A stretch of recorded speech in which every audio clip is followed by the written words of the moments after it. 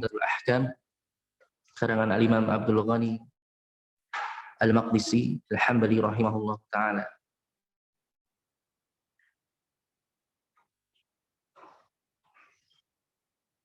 Baik, kita akan langsung masuk pada pembahasan masih di bab Al-Janabah.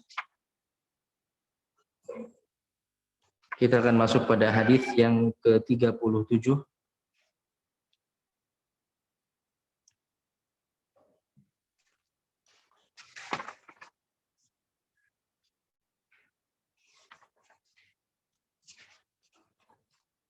Baik, nanti insya Allah kalau kita sudah selesai dari Kitabut Thaharah, ya tinggal tersisa setelah ini 2 bab lagi, bab tayamum dan babul haid. Insya Allah nanti akan ada evaluasi. Karena ada evaluasi untuk ya sekedar melihat seberapa jauh pemahaman kita dari pembahasan-pembahasan yang sudah kita lalui.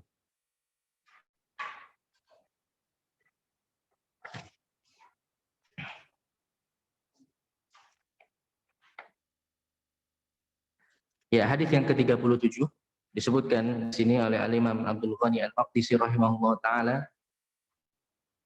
An Aisyah radhiyallahu anha qalat, "Kuntu aghsilul janabah min thawbi Rasulillah sallallahu alaihi wasallam. Fayakhruju ila as-salati wa inna buqa'al ma' fi thawbih." Akhrajahu Al-Bukhari wa Muslim. Dari Aisyah radhiyallahu anha, beliau berkata, dahulu pernah aku mencuci bekas janabah, maksudnya di sini adalah bekas air mani, ya.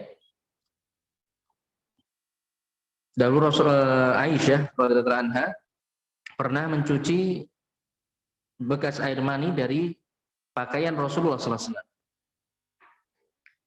Fayakhruju ila sholati, kemudian Rasulullah sallallahu alaihi wasallam keluar untuk melaksanakan sholat. Wa inna buqa'al ma' fi thawbih, dalam keadaan bekas air cucian tersebut, ya bekas air yang ada di pakaian tersebut masih belum kering. Ya, masih belum kering. Ya, jadi masih basah pakaian tersebut yang setelah dicuci oleh Aisyah, dibersihkan bekas air mani yang ada di pakaian tersebut dan masih belum kering airnya, ya masih belum kering pakaian tadi, kemudian dipakai oleh Rasulullah SAW dan kemudian beliau pun menggunakannya untuk sholat. Ya, beliau menggunakannya untuk sholat. Kemudian kita baca hadis selanjutnya, yang ini masih satu pembahasan. Wa fil lafdhin li Muslim, wa fil lafdhin li Muslimin, dan terdapat dalam lafadznya Imam Muslim di mana Aisyah mengatakan, laqad kuntu afruquhu min thawbi Rasulillah sallallahu alaihi wasallam farkan fayusalli fihi. Ya, sungguh aku ketika itu, atau aku dahulu pernah menggosok atau menyikat, ya, menggosok atau menyikat bekas air mani di pakaiannya Rasulullah SAW. Fayusalli fihi, kemudian beliau sholat menggunakan pakaian tersebut. Ya, kemudian Rasulullah SAW sholat menggunakan pakaian tersebut. Jadi hanya digosok oleh Aisyah. Ya, hanya digosok atau disikat. Dalam riwayat yang lainnya disebutkan digosok-gosok oleh Aisyah dengan kuku beliau. Ya, dengan kuku beliau. Tanpa diberi air. Ya, tanpa diberi air. Jadi cukup digosok. Tayyib.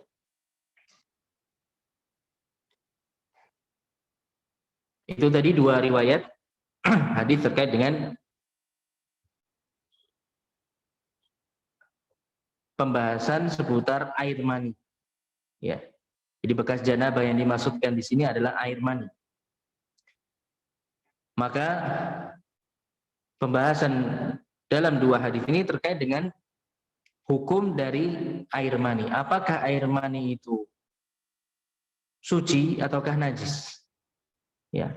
Apakah air mani itu suci ataukah najis?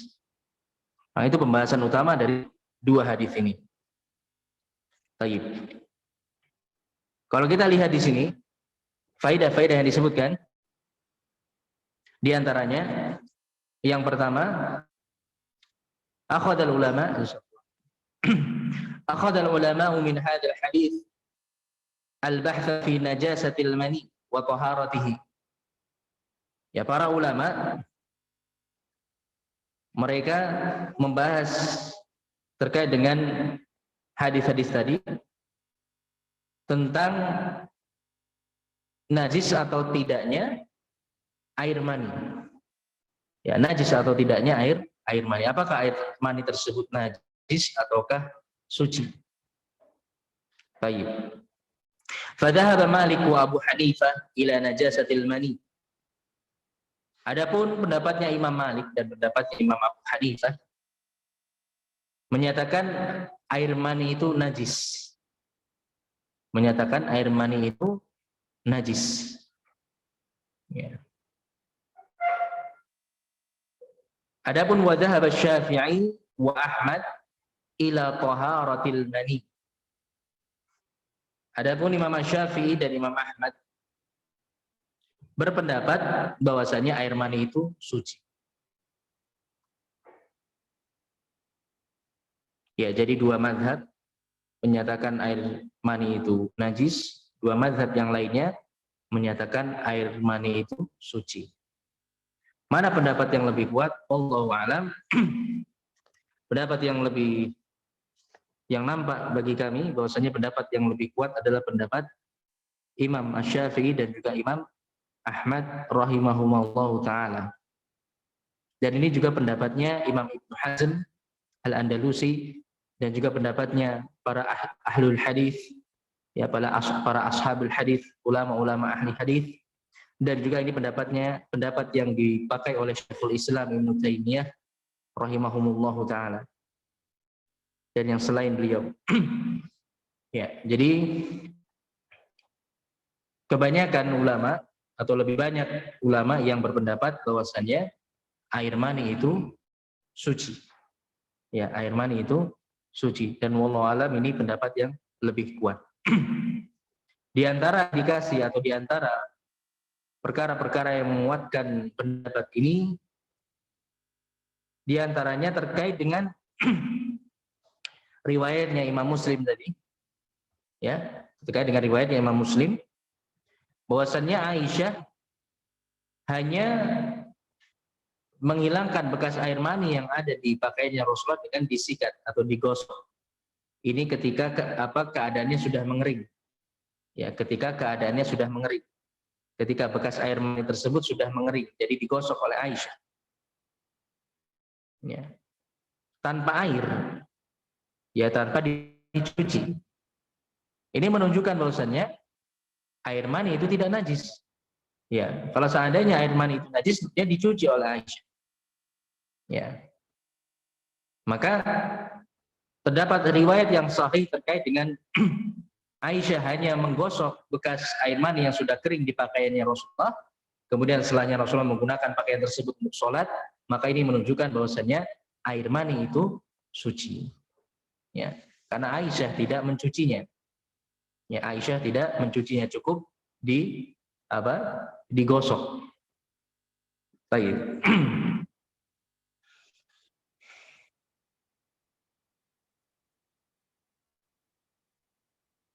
Kemudian penguat yang kedua, para ulama menjelaskan bahwasanya air mani itu merupakan asal dari penciptaan manusia. Ya. Air mani merupakan cikal bakal manusia.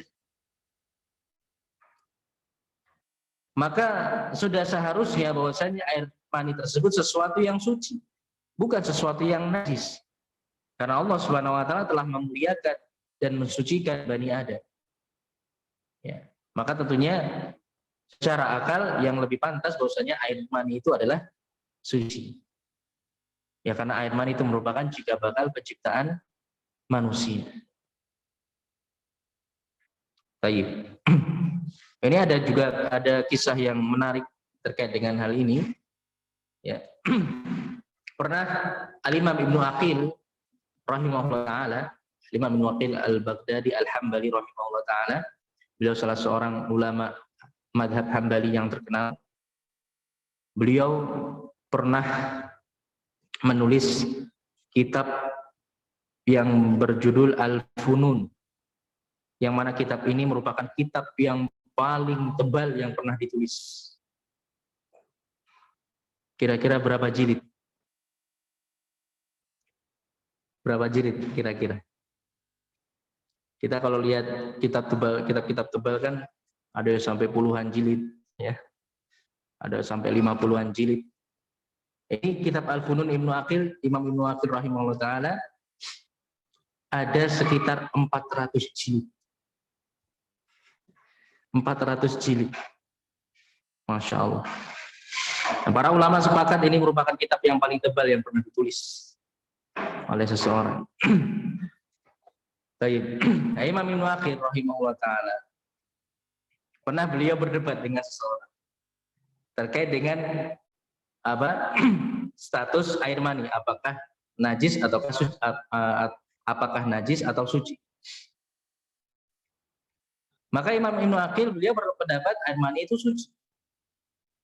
Ya. Tapi orang ini ngeyel, dia bersikeras bahwasanya air mani itu najis. Ya. Kemudian di tengah perdebatan tersebut, kemudian ada seseorang yang datang setelahnya, ya. Kemudian ada seseorang datang kemudian bertanya kepada Ibnu Aqil dan orang tersebut, "Ma sya'nukuma?" Ya. Apa permasalahan di antara kalian berdua? Faqala Ibnu Aqil, maka Imam Ibnu Aqil mengatakan, kuntu alijuhu ala an aqul inna aslaka tahir wa huwa ya'ba illa an yakuna asluhu najisan. Ya. Saya berupaya meyakinkan orang ini. Ya, Imam Ibnu Aqil mengatakan, saya berusaha meyakinkan orang ini bahwasanya asal penciptaannya itu sesuatu yang suci. Tapi dia tidak mau. Dia inginnya asal penciptaannya itu sesuatu yang najis. Ya, maka ini kisah yang ma'ruf, ya, yang menunjukkan bahwasannya memang di antara perkara yang itu sesuai dengan akal, ya, akal yang lurus, dan ini tentunya sesuai dengan hikmah yang ada di sisi Allah Subhanahu wa taala, maka seharusnya air mani yang menjadi asal penciptaan manusia itu adalah sesuatu yang suci. Ya. Dan ini sekali lagi ini pendapat yang lebih kuat.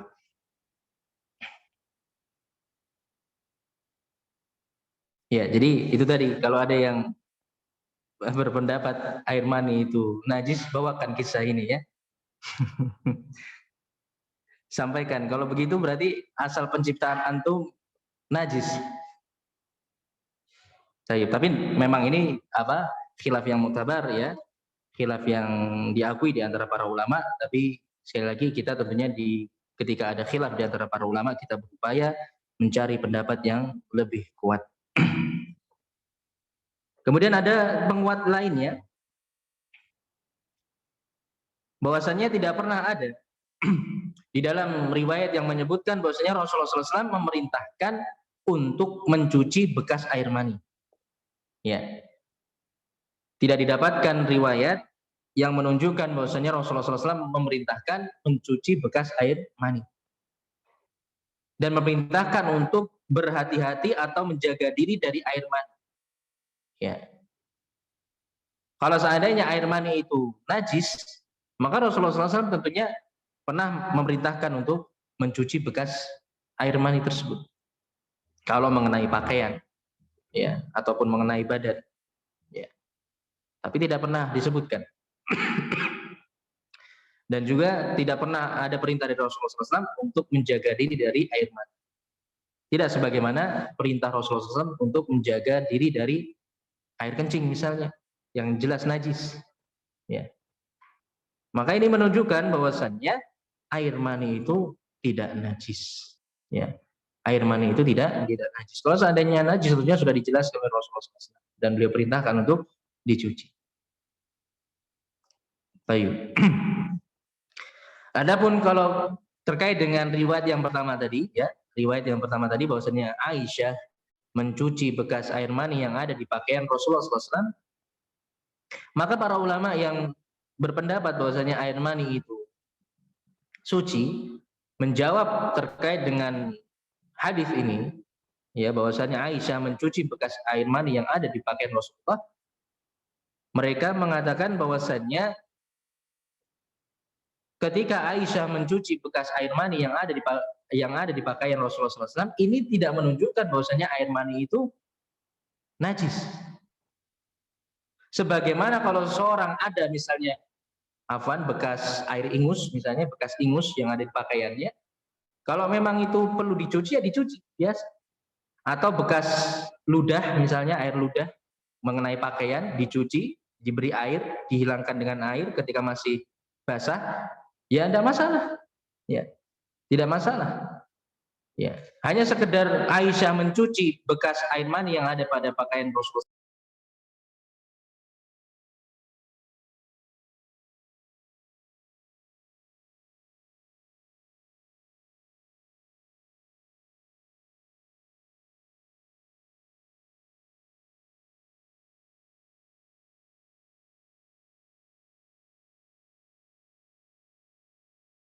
Kotoran misalnya tanah, ya tanah yang basah mengenai pakaian kotor kan dicuci, atau tadi bekas air ludah atau bekas air ingus itu biasa dicuci, ya tidak menunjukkan bahwasanya semua itu najis, ya semua perkara-perkara tadi adalah najis. Baik.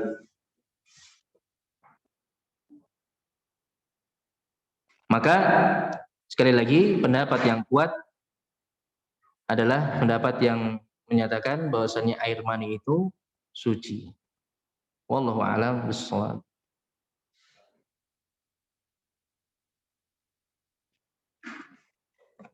Baik, kemudian faedah berikutnya disebutkan di sini wa fihi annal mar'ah takhdimu zaujaha. Ya, dalam hadis ini juga menunjukkan bahwasanya seorang istri itu biasa melayani suaminya.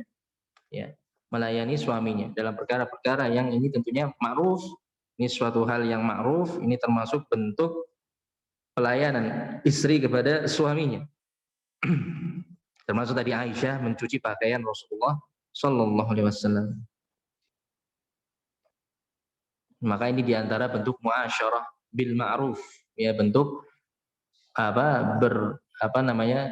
menjalin hubungan suami istri dengan cara yang ma'ruf. Ya. Bagaimana membangun rumah tangga antara suami dan istri dengan perkara-perkara yang ma'ruf. Kemudian faedah berikutnya wa fihi annal umur al khafiyah allati yustahya min dzikriha yajuzu dzikruha idza kana hunaka faidah wa thamarah min dzikriha kama fi hadzal hadis. Ya, hadis ini menunjukkan bahwasannya perkara-perkara yang tersembunyi, ya, yang tersembunyi dari kebanyakan manusia. Dan ini termasuk perkara yang dianggap sebagai suatu perkara yang tabu atau seseorang malu ketika menyebutkannya. Maka boleh disebutkan, ya boleh untuk disebutkan apabila memang ada faidah dan keutamaan dalam menyebutkannya. Ya, ada faidahnya, ya, ada manfaatnya, maka boleh untuk disebutkan. Ya, sebagaimana ini juga sudah kita singgung kemarin, ya, bagaimana perkara atau hadis-hadis terkait dengan permasalahan-permasalahan seputar janabah ini tentunya sesuatu yang tersembunyi dari kebanyakan kaum muslimin. Yang mengetahuinya tentunya terkait dengan Rasulullah SAW itu adalah istri-istri beliau. Ya, makanya istri-istri beliau pun menyampaikan hal-hal seperti ini, ya, yang mungkin dianggap tabu oleh manusia, tapi disampaikan karena memang ini merupakan sebuah apa? Faidah bagi kaum muslim, manfaat bagi kaum muslimin, dan ini merupakan ilmu yang harus disampaikan. Ya, ilmu yang harus disampaikan. Karena semua yang terkait dengan diri Rasulullah SAW itu merupakan tuntunan beliau. Ya. Terkait dengan perbuatan, ucapan beliau, perbuatan dan juga ucapan beliau yang itu masuk ke dalam kategori ibadah. Ya, maka ini tentunya merupakan tuntunan Rasulullah SAW yang harus disampaikan kepada kaum muslim.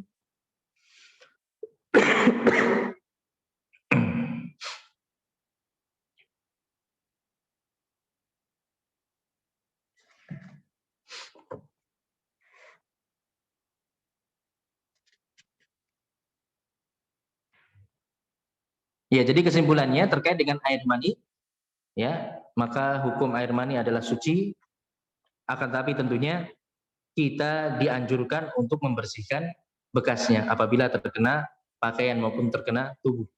Ya, kalau itu masih basah maka bisa kita dengan dicuci, ya, diberi air. Kemudian apabila sudah mengering bisa dengan digosok. Atau kalau mau ditambahkan air juga tidak masalah. Ya. Ini dalam rangka membersihkan diri dari sesuatu yang kotor, tapi tidak najis. Ya, sesuatu yang itu dianggap tentunya sesuatu yang mengganggu, ya, tapi tidak termasuk kepada perkara yang najis.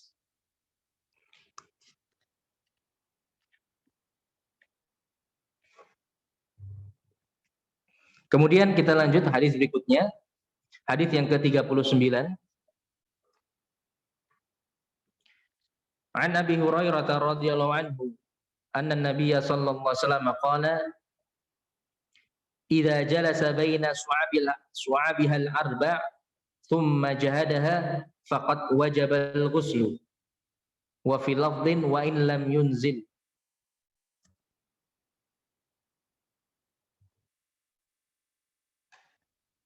Iya. Lafaz yang pertama tadi diriwayatkan oleh Imam Bukhari dan Imam Muslim, kemudian ada tambahan lafaz di bawahnya itu riwayatnya Imam Muslim.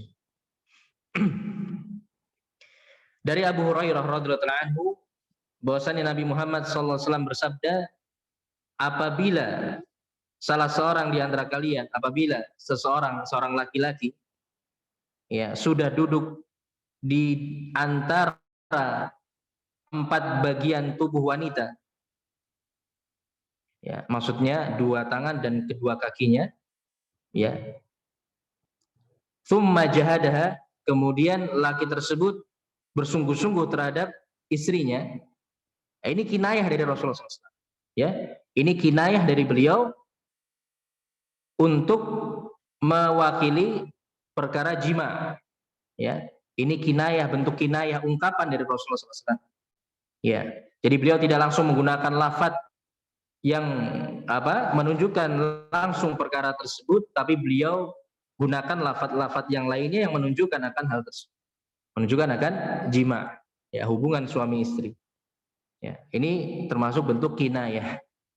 Ya, dan bentuk-bentuk kinayah seperti ini termasuk ke dalam ilmu balaghah, ya. Termasuk ke dalam ilmu balaghah.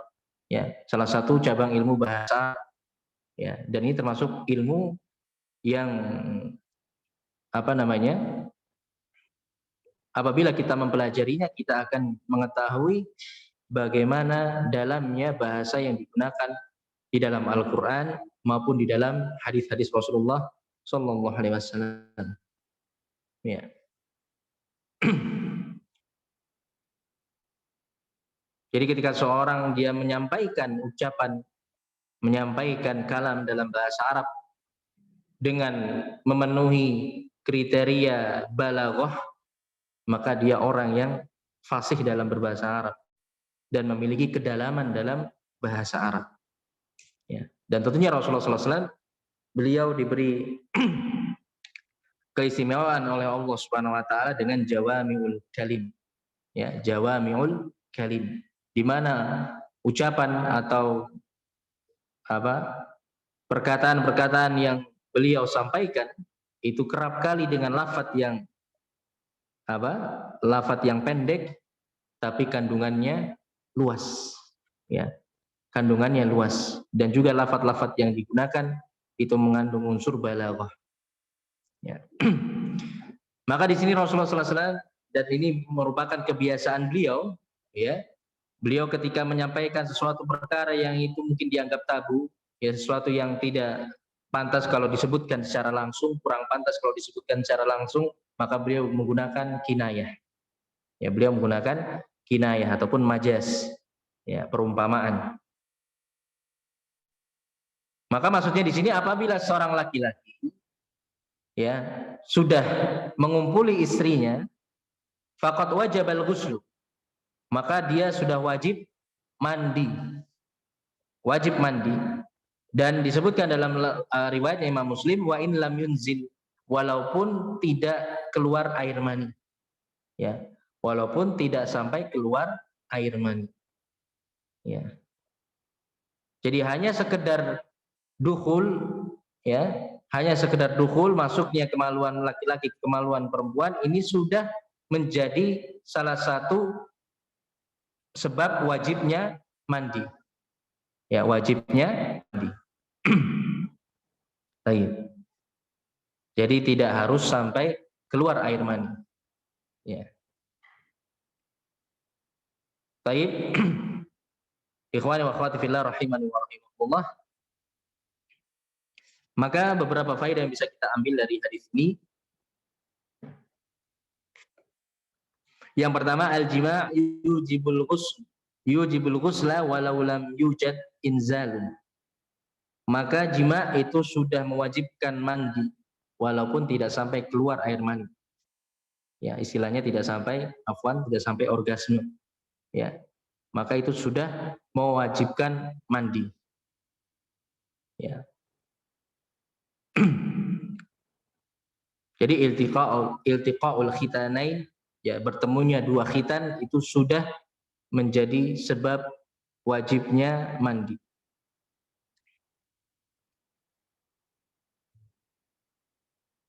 Ya, bahkan para ulama menjelaskan walaupun ini ilmu yang harus disampaikan, ya. Walaupun belum masuk seluruhnya. Ya, walaupun belum masuk seluruhnya. Jadi baru bertemu, ya. Belum sampai masuk seluruhnya, maka itu sudah wajib mandi. Ya, itu sudah wajib mandi. Wallahu a'lam.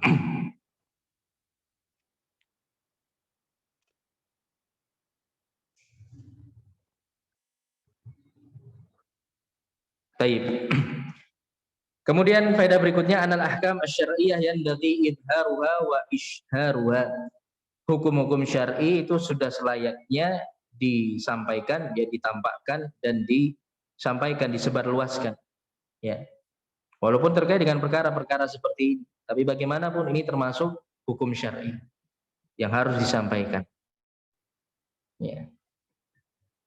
Bahkan justru ini menunjukkan akan sempurnanya syariat Islam yang mencakup semua aspek-aspek kehidupan manusia. Hatta dalam perkara hubungan suami istri pun diatur dalam agama Islam. Kemudian faedah yang terakhir, wuqu'un nasakh. Hadis ini juga menjadi dalil yang menunjukkan akan adanya nasakh dalam syariat, penghapusan hukum dalam syariat, ya. Hukum sebelumnya dihapus dengan hukum yang datang setelahnya. Ya, para ulama menjelaskan maksudnya di sini bahwasannya hadis ini, ya, hadis dari Abu Hurairah ini menghapus hadis yang datang dari sahabat Abu Sa'id Al-Khudri radhiyallahu anhu yang kemarin sempat kita singgung, di mana Rasulullah SAW menyampaikan al-ma'u minal ma'. Ya, al-ma'u minal ma'. Air itu dari air juga. Maksudnya di sini al-ma' yang pertama di sini maksudnya wajibnya mandi, ya. Wajibnya mandi dengan air itu terjadi dengan adanya air juga. Artinya ketika didapati air mani, ya, keluarnya air mani, maksudnya begitu. Nah, hadis ini dinasakh dengan hadis Abu Hurairah di sini, ya. Karena di sini Rasulullah mengatakan kalau seorang sudah mengumpuli istrinya walaupun tidak sampai keluar air mani itu sudah wajib mandi. Ya, sudah wajib mandi. Maka hadis Abu Sa'id tadi al-ma'u minal ma' itu dinasakh dengan hadis ini. Baik, ini penjelasan sebagian ulama.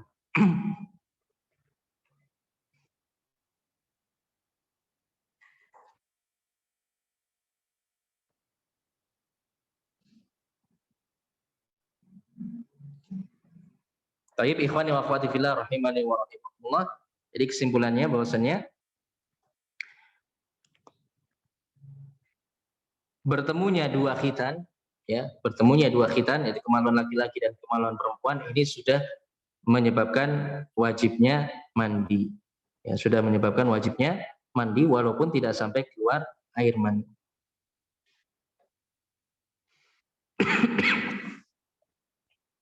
Baik. Kemudian kita lanjut hadis berikutnya. Hadis yang ke-40 atau hadis yang terakhir dari bab al-janabah.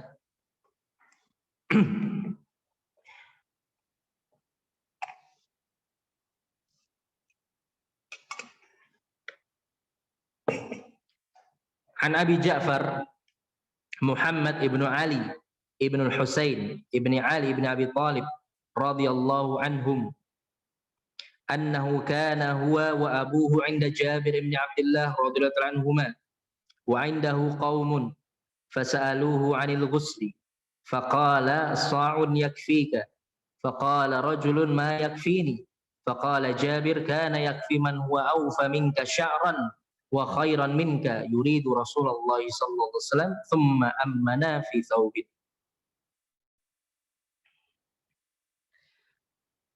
Wa fi lafdhin kana Rasulullah sallallahu alaihi wasallam yufrighul ma'a ala ra'sihi thalathan.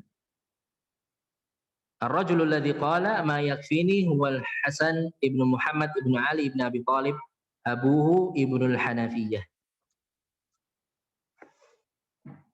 Ya, dari Abu Ja'far Muhammad ibnu Ali ibnu Husain ibnu Ali ibni Abi Talib radhiyallahu taala anhum. Abu Ja'far ini merupakan buyut, ya, buyutnya Ali bin Abi Talib. Di bawahnya cucu apa? Cicit, tidak buyut kok, buyut ke atas ya. Cicit, ya. Cicitnya sahabat Ali bin Abi Talib. Muhammad, Abu Ja'far Muhammad di sini merupakan anak dari cucu Ali bin Abi Talib, yaitu Ali bin Husain ibnu Ali bin Abi Talib. Ya, Ali ibn Husain, putra dari Al Husain, ya, anak Ali bin Abi Talib, sahabat masyhur, ya, Al Husain dan Al Hasan, ya, anak dari Ali bin Abi Talib, ya, bersama Fatimah radhiyallahu anha. Taib. Abu Ja'far Muhammad dikenal dengan Muhammad Al-Baqir. Muhammad Al-Baqir, salah seorang dari kalangan tabi'ut tabi'in kalau tidak salah. Adapun bapak beliau Ali bin Husain bin Ali bin Abi Talib merupakan tokoh tabi'in yang terkenal. Ya, Ali bin Husain ibnu Ali bin Abi Talib dialah yang dijuluki dengan julukan Zainul Abidin. Ya. Beliaulah yang dijuluki dengan julukan Zainul Abidin. Ali ibn Husain ibnu Ali bin Abi Talib, salah seorang tokoh tabi'in terkenal, yang terkenal dengan ibadahnya yang luar biasa. Makanya dijuluki Zainul Abidin. Ya. Maka Muhammad ini anak dari Zainul Abidin Ali bin Husain ibni Ali bin Abi Talib radhiyallahu anhum ajma'in. Nah, ketika itu Abu Ja'far Muhammad sedang bersama bapaknya Zainul Abidin Ali bin Husain tadi, bersama dengan sahabat Jabir ibn Abdullah. Keduanya sedang bersama dengan sahabat Jabir ibn Abdullah radhiyallahu anhu. Wa indahu qaumun, dan ketika itu Jabir sedang bersama manusia. Sahabat Jabir yang mulia, ya, ashabi al-jalil, Jabir bin Abdullah termasuk salah seorang sahabat yang paling banyak meriwayatkan hadis Rasulullah SAW. Ya. sedang bersama manusia ketika itu. Fasa'aluhu 'anil, kemudian manusia pun bertanya kepada sahabat Jabir bin Abdullah tentang mandi wajib. Ya, tentang mandi wajib. Faqala, maka Jabir mengatakan sa'un yakfika. Jadi mungkin yang ditanyakan terkait dengan jumlah air yang dibutuhkan untuk mandi wajib. Berapa kira-kira jumlahnya? Maka Jabir mengatakan 1 sa' cukup bagimu. 1 sa'. Ya, 1 sa' berapa kira-kira? 1 sa' itu 4 mud, ya. 1 mud itu 2 genggaman tangan, 2 genggaman telapak tangan dari tangan yang pertengahan ukurannya. Itu 1 mud. Kalau 1 sa' itu 4 mud. Ya. Kita tahu zakat kan 1 sa', ya. Itu kalau dikonversikan ke kilogram kan sekitar 2,5 sampai 3 kilo. Ya, 2,5 sampai 3 kilogram. Kalau ini terkait dengan air, itu para ulama menjelaskan kira-kira sekitar 3 liter. Ya, 3 liter air. 1 sa'. Itu sudah cukup untuk mandi wajib. Ya. Sudah cukup untuk mandi wajib. Jabir mengatakan seperti itu. Faqala rajulun, kemudian ada salah seorang laki-laki yang mengatakan ma yakfin. Itu tidak cukup bagiku. Enggak cukup itu air segitu bagi. Ya. Maka Jabir pun mengingkari ucapan laki-laki tersebut. Nanti akan disebutkan siapa yang mengucapkan. Ya. Bagaimanapun walaupun orang yang mengucapkannya ini termasuk orang yang ya terkenal salah seorang yang terkenal dengan ibadahnya, dengan ilmunya. Ya, tapi tetap saja kalau itu merupakan ucapan yang keliru maka tetap diingkari. Maka Jabir pun mengatakan kana yakfi man huwa awfa minka sya'ran wa khairan minka. Dahulu itu sudah mencukupi bagi seseorang yang lebih lebat rambutnya dibandingkan Anda dan lebih baik dibandingkan Anda. Maksudnya siapa? Rasulullah SAW. Tsumma ammana fi thawbin, kemudian beliau pun, maksudnya Rasulullah, mengimami kami dengan 1 pakaian. Ya. 1 pakaian, maksudnya beliau memakai misalnya jubah, hanya pakaian panjang sampai bawah. Ya, 1 pakaian. Maksudnya di sini Jabir mengatakan bahwasanya setelah Rasulullah SAW mandi wajib dengan hanya air sebanyak 1 sa' tadi, kemudian setelahnya beliau langsung mengimami manusia. Ini menunjukkan bahwasanya apa yang beliau lakukan itu sudah cukup untuk pelaksanaan mandi wajib. Ya. Ini bentuk penegasan dari Jabir ibnu Abdullah. Taib. Maka seharusnya sesuatu yang itu saja sudah cukup bagi Rasulullah SAW, mencukupi bagi Rasulullah, tentunya seharusnya itu mencukupi bagi kita. Ya. Kemudian wafil lafdin, dalam lafaz yang lainnya, kalau tadi diriwayatkan, kalau riwayat yang pertama tadi, hadis yang pertama tadi diriwayatkan oleh Imam Bukhari. Kemudian dalam lafaz yang lainnya yang juga diriwayatkan oleh Imam Bukhari, karena Rasulullah SAW yufrighul ma'a ala ra'sihi thalathan. Dahulu Rasulullah SAW biasa menyiramkan air ke kepala beliau sebanyak 3 kali. Sebagaimana ini sudah berlalu pembahasannya. Baik.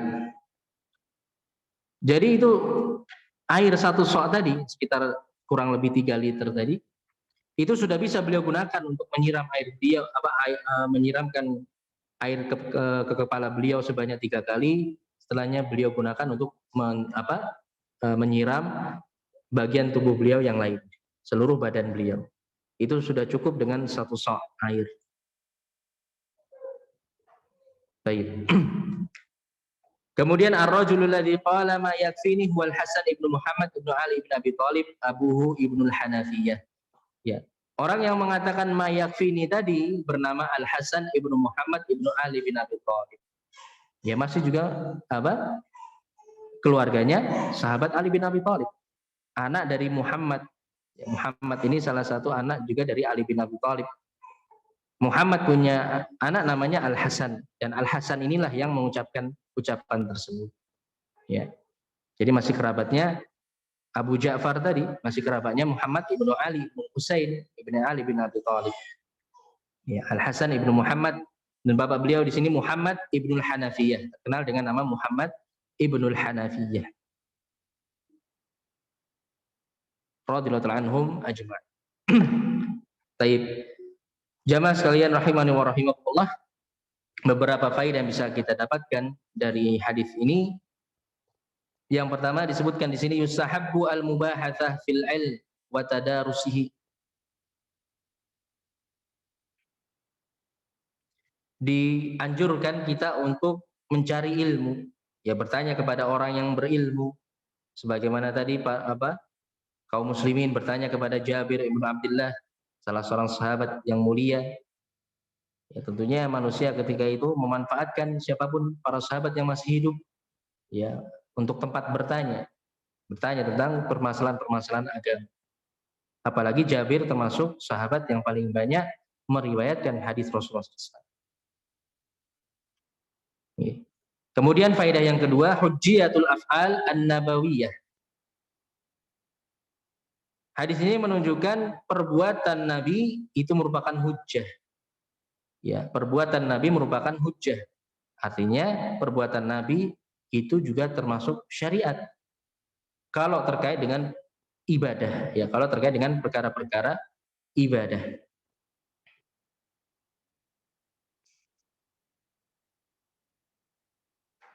Maka apa yang beliau lakukan tadi ketika mandi wajib, beliau hanya menggunakan air sebanyak 1 sa', maka itu termasuk sunnah beliau, ya, termasuk tuntunan beliau. Kemudian faedah berikutnya, anna af'alan Nabi sallallahu alaihi wasallam fi janibil ibadat tadullu 'ala an-nadab wal istihbab. Perbuatan Nabi dalam perkara-perkara ibadah ini menunjukkan kepada hukum an-nadab wal istihbab. Hukum sunnah, dianjurkan. Ya, mandub, mustahab, tidak sampai wajib. Ya. Tapi ini bersifat sunnah. Ya, hukumnya sunnah, dianjurkan. Ya. Jadi para ulama menjelaskan bahwasannya sekedar perbuatan Nabi itu tidak sampai derajat wajib, kecuali ada keterangan lain yang menunjukkan bahwasanya perkara itu wajib. Ya. Jadi hukum asal perbuatan Nabi itu hukumnya apa? Sunnah. Ya. Hukum asal perbuatan Nabi itu hukumnya sunnah. Tapi ini kaidah yang penting dalam permasalahan fikih yang disebutkan oleh para ulama. Ya. Jadi sekedar perbuatan Nabi itu berfaedah sunnah, tidak sampai wajib. Ya, kecuali kalau ada indikasi lainnya. Maka tadi apa yang kita baca dari hadis yang ke-40 tadi, ini hanya sekedar perbuatan Nabi. Beliau tidak memerintahkan hal tersebut kepada para sahabat. Ya. Beliau tidak memerintahkannya kepada para sahabat. Beliau hanya melakukannya. Ya, dan ini termasuk ibadah tentunya. Maka kita ambil hukum bahwasanya ini perkara yang dianjurkan. Perkara yang dianjurkan. Maka faedah berikutnya di sini istihbabul ikhtisar 'ala sa' fil ikhtisal wa tamathuli arba'ati amdad.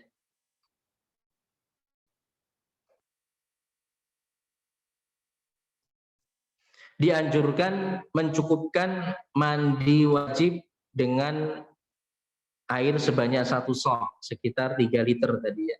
Maka ini dianjurkan. Tapi tentunya para ulama menjelaskan, ya, tentunya Rasulullah SAW pun beliau kemudian tidak setiap kali beliau mandi, beliau hanya mencukupkan air sebanyak ini saja. Ya. Banyak riwayat-riwayat yang lainnya yang menunjukkan beliau mandi wajib dengan jumlah air yang lebih banyak. Ya, sebagaimana juga riwayat-riwayat yang sebelumnya yang kita baca. Ya, tidak ada keterangan ketika itu Rasulullah SAW mandi hanya dengan air sebanyak 1 sa'. Ya, maka para ulama menjelaskan ini tentunya sesuai dengan tuntutan keadaan. Ya, sesuai dengan tuntutan keadaan. Misalnya ketika memang air yang tersedia cuma sedikit, ya bisa kita amalkan. Ya. Tapi apabila air yang tersedia itu banyak, maka bisa kita lebihkan dari ukuran ini. Ya, tapi tentunya memang dianjurkan tentunya kita hemat dalam penggunaan air, tidak berlebihan, ya, tidak israf, tidak berlebihan dalam menggunakan air. Ya, maka secukupnya. Itu yang dicontohkan oleh Rasulullah Shallallahu Alaihi Wasallam.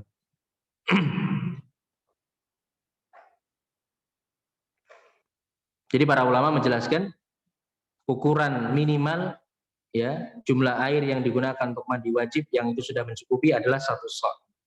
Ini ukuran minimalnya, ya, tidak boleh kurang dari itu, tidak boleh kurang dari itu. Wallahu a'lam. Kemudian faedah berikutnya, istihbabu ifraghil ma' 'ala ar-ra'si fil ihtisal 3 marrat. Dianjurkan menyiramkan air ke kepala ketika mandi wajib sebanyak 3 kali, sebagaimana sudah berlalu pembahasan. Kemudian faedah yang terakhir, jawazus sholati bi thawbin wahid. Bolehnya sholat dengan hanya 1 pakaian saja, misalkan sudah menutupi aurat, ya. Ini sebagaimana pernah dilakukan oleh Rasulullah SAW. Baik.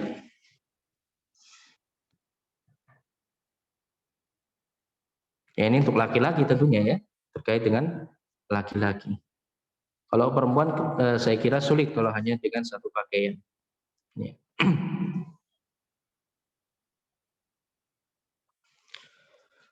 Taib jamaah sekalian rahimani wa rahimakumullah. Itu tadi beberapa hadis yang bisa kita pelajari pada kesempatan pagi hari ini.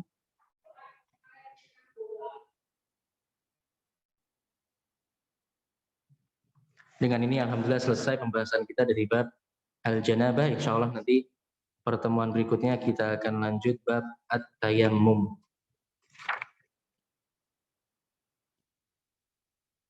Baik, sebelum kita tutup mungkin ada pertanyaan terkait dengan pembahasan tadi.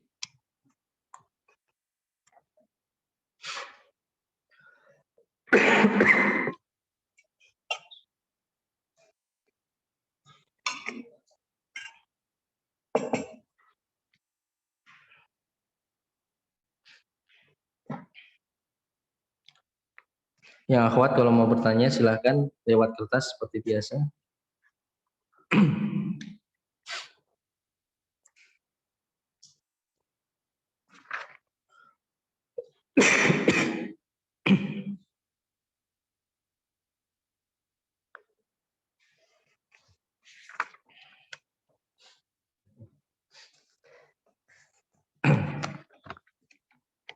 Tapi ini ada pertanyaan, bagaimana hukumnya ketika kita berwudu ketika tangan satu memegang anak bayi sedang mandi karena anak tersebut aktif dan takut jatuh dari ember.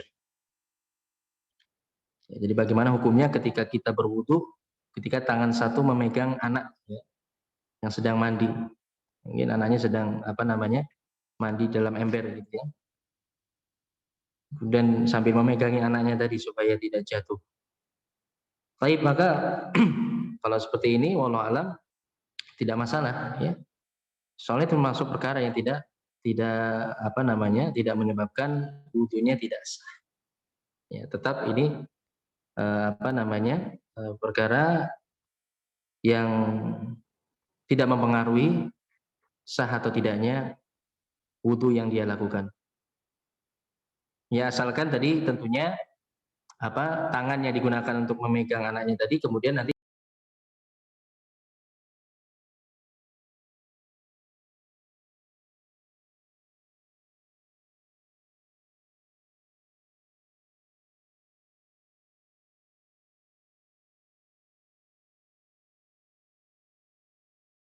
dia cuci tangan kirinya. Baik.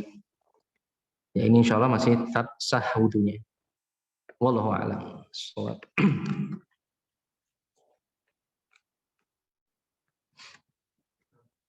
Ya, Mas?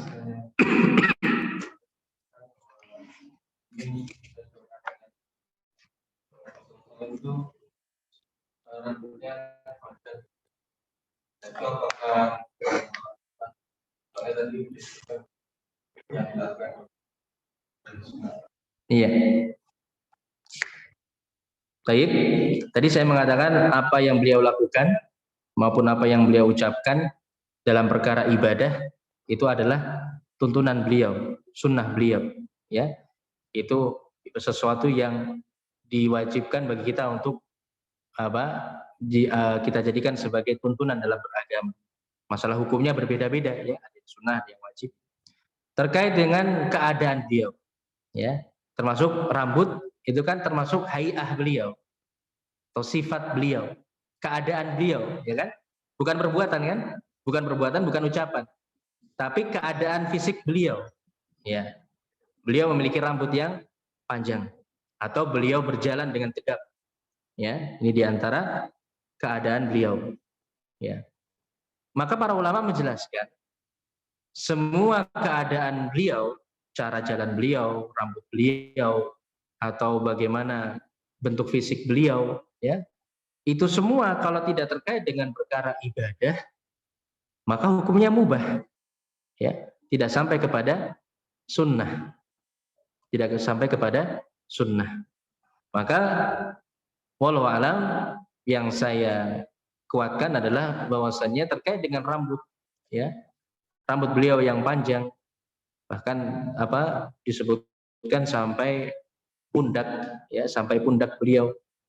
Maka ini bukan termasuk perkara yang itu menjadi sunnah untuk dilakukan oleh kaum muslim, ya. Tidak menjadi suatu yang perkara yang sunnah untuk dilakukan oleh kaum muslimin. Apalagi tentunya ini terkait dengan keadaan manusia, ya, keadaan bagaimana kebiasaan manusia ketika, ya. Ini termasuk perkara adat, ya, termasuk perkara adat, urf, ya. Bagaimana kalau memang dahulu di zaman beliau banyak biasa laki-laki memanjangkan rambutnya, ya. Maka perkara ini termasuk ke dalam perkara urf saja, tidak sampai kepada sunnah, ya, tidak sampai kepada sunnah beliau. Baik. Karena memang Rasulullah SAW tidak pernah memerintahkan para sahabat untuk memanjangkan rambut, ya, untuk memanjangkan rambut. Berbeda dengan jenggot, ya, berbeda dengan jenggot. Maka ada jelas perintah dari Rasulullah SAW. Maka ini termasuk perkara yang masuk ke dalam ibadah dan ini termasuk sunnah beliau, ya, termasuk sunnah beliau. Baik. Ya, terkait dengan rambut tadi, maka ini kita tidak diperintahkan, tapi kita juga tidak dilarang, ya.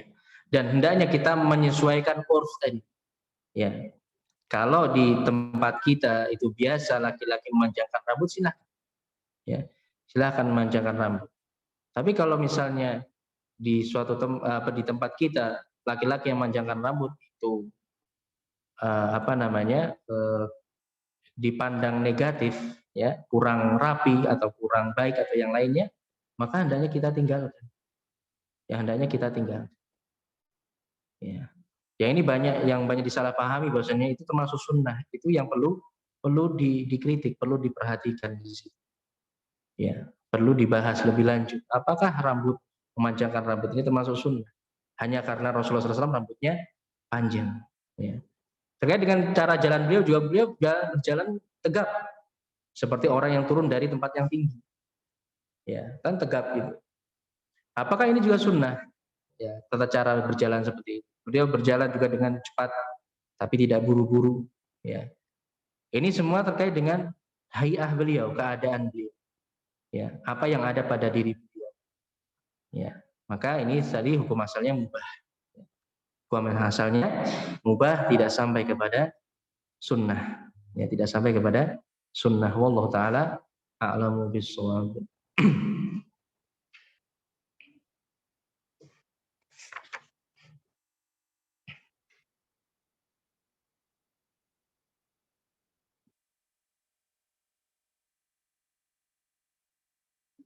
Ya, kalau tidak ada pertanyaan lagi, kita cukupkan dulu sampai di sini.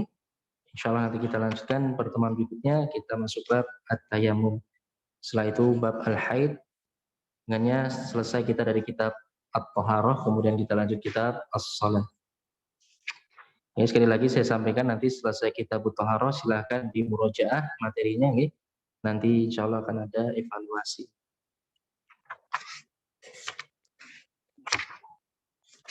Materinya sudah cukup banyak nih. Ya, satu kitab sudah cukup banyak ya, Kitab Thaharah saja sudah cukup banyak materinya.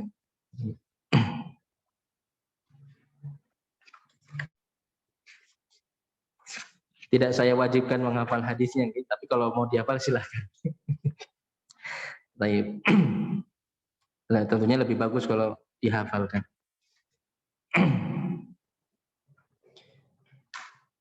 Nah, naktafi bihadzal qadar. Alhamdulillahirabbil alamin. Wassallallahu wasallam ala nabiyyina Muhammadin wa ala alihi wa ashabihi ajma'in. Subhanakallahumma bihamdik asyhadu an la ilaha illa anta astaghfiruka wa atubu ilaik. Assalamualaikum warahmatullahi wabarakatuh.